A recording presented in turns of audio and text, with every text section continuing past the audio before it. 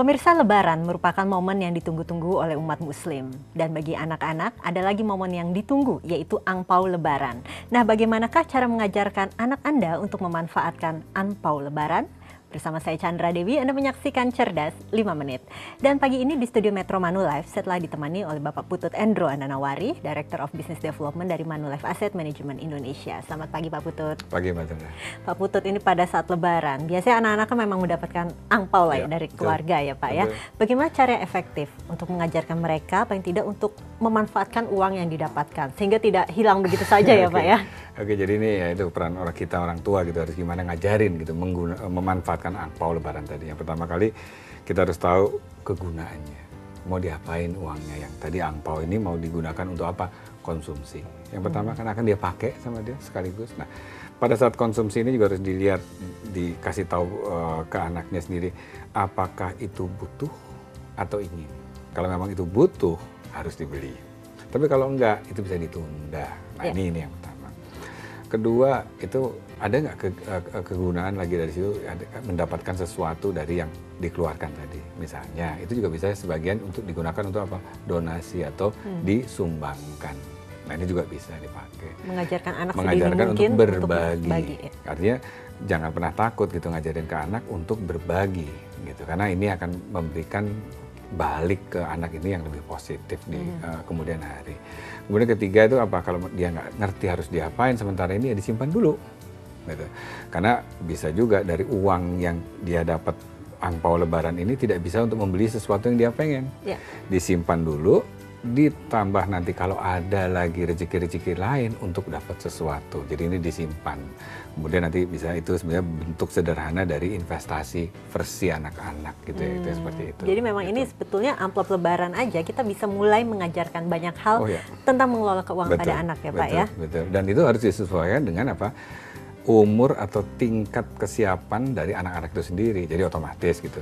Kita ngajarin anak yang kecil investasi itu akan berbeda dengan anak-anak misalnya SMA, mahasiswa, itu akan berbeda. Bisa dijelaskan bagaimana tingkatannya? Contohnya misalnya buat anak-anak kecil misalnya SD. Contoh untuk berinvestasi itu adalah apa? Menunda keinginan membeli sesuatu. Katakan dia ingin beli Game Boy lah gitu ya, permainan itu. Caranya bagaimana? Kalau dari uang ampaunya nggak bisa, disisihkan sebagian. Nanti ada lagi rezeki, uang sakunya disisihkan yang tidak dipakai untuk nanti karena setelah 6 bulan 1 tahun terkumpul uangnya dibelikan. Nah, ini juga kita sebagai orang tua harus memberikan pujian bahwa kalau anak-anak sudah mau menyisihkan untuk sesuatu, itu juga harus dihargai. Itu anak kecil. Ini belajar bersabar juga bagi mereka ya Pak ya. Betul. Dan untuk mereka yang sudah mulai beranjak remaja bagaimana? Untuk yang sudah beranjak dewasa otomatis banyak sekali instrumen yang lain. Jadi otomatis sekarang itu perbankan itu juga bisa dipakai, produk-produk perbankan seperti tabungan. Itu udah bisa mulai dikenalkan ke anak-anak. Supaya apa? Dia mengenal, kedua menggunakan, supaya nanti bisa memanfaatkan. Nah, ini yang kita pengen juga di-share juga ke anak-anak bahwa produk perbankan juga bisa digunakan. Selain itu, terutama tadi udah disinggung yang sudah mempunyai KTP, katakanlah cukup umur, itu juga bisa berinvestasi. Jadi dalam hal ini misalnya kayak reksadana. Reksadana itu salah satu syaratnya mempunyai KTP.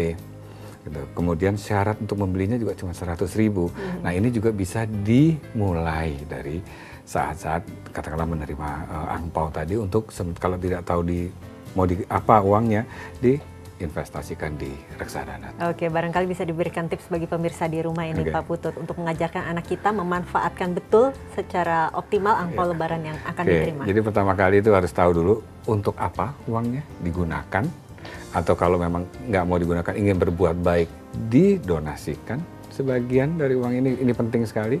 Yang ketiga, kalau masih belum tahu, disimpan, ditabung, dan kalau yang udah lebih advance, lebih pandai, diinvestasikan ke instrumen yang lebih maju lagi. Reksadana bisa menjadi pilihan ya Pak ya? Seperti itu. Baiklah Pak Putut, terima kasih banyak atas informasi dan waktunya ya Pak ya. Dan pemirsa, demikianlah Cerdas 5 Menit, Cerdas Finansial untuk episode kali ini. Saya Chandra Dewi, terima kasih atas perhatiannya dan selamat menunaikan ibadah puasa. Sampai jumpa. Dipersembahkan oleh